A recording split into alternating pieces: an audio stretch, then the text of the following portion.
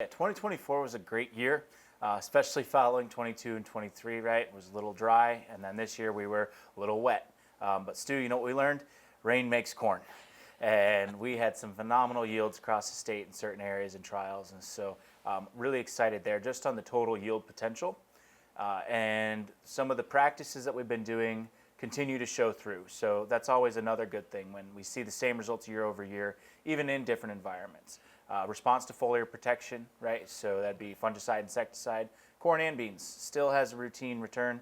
The last 2 years in our dry years, it was worth that application. This year, graduate student Miranda Oaks had a secondary question though, where we're getting follow-up on these two-pass systems, right? So do we do a fungicide application at VTR1, and then should we follow that up perhaps at an R3 application? And as always, you know, as any agronomist say, it depends. But we certainly saw in southern Illinois almost a 40 bushel response to the two-pass system, whereas we had just over 20 bushel response to the one-pass system. Big disease pressure came in late down there and a lot of later planted crop. So we think that's what really drove those responses. As we moved north, those responses came down to single-digit responses to those foliar protections. So definitely one of those things to keep an eye on in the weather and that disease pressure. Certainly a huge effect there this year. All right. The one thing that we've routinely observed in our research up through 2022, response to density, pushing the planting density for corn.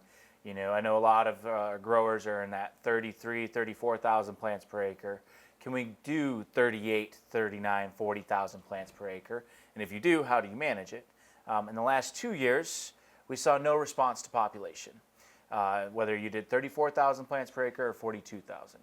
So it's a big difference in the seed inputs to see no yield response. This year, it's complete opposite. Very good response to population, about 10 bushels response, going from that 34 to that 42,000.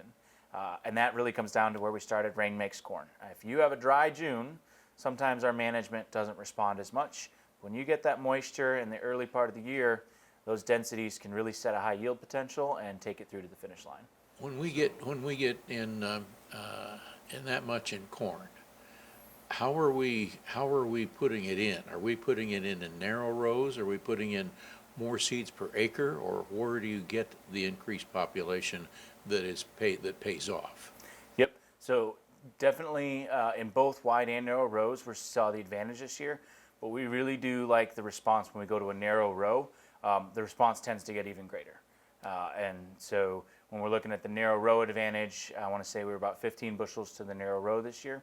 And those high densities perform even better in those narrow row because you get that better plant-to-plant spacing. One of the things that we routinely see every year, the biggest factor on yield is hybrid selection. And also understanding that not every hybrid likes to be managed the same way. So while that response to density that we've talked about, it's the average response.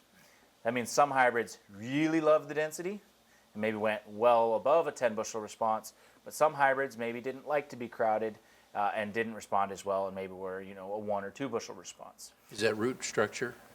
Very well likely related to root structure. We got graduate student Sam Laskonich trying to figure that question out. But exactly, big roots for small roots, how crowded can they get before they start to fight with each other a little bit?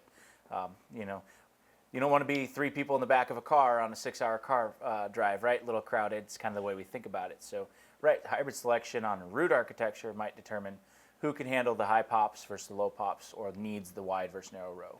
Okay. So we're definitely still looking at those early planting dates on soybean.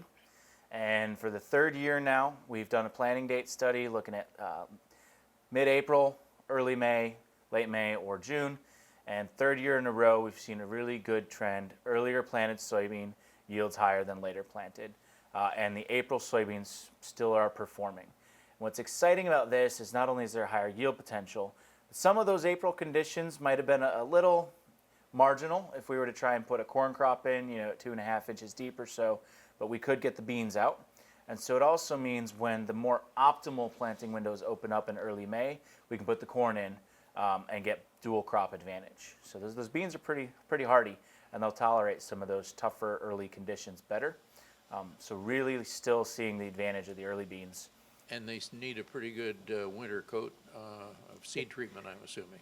So we are looking at seed treatment in there, and it does tend to have a better value when we plant earlier, for sure.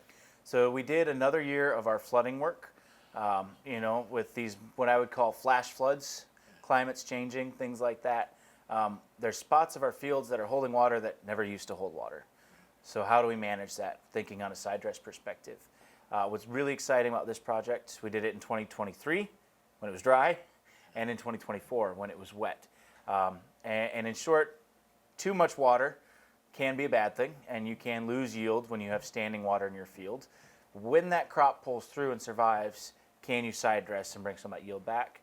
And we did find, yes, Y dropping up to 50% of our pre-plant rates brought the yields back up. And we didn't quite get back to our rain-fed yields, but that nitrogen did pay back for itself. So I think that's the key thing as well. We looked at the economics, and the side dress nitrogen following saturated conditions did pay back for that investment and save some of the yield.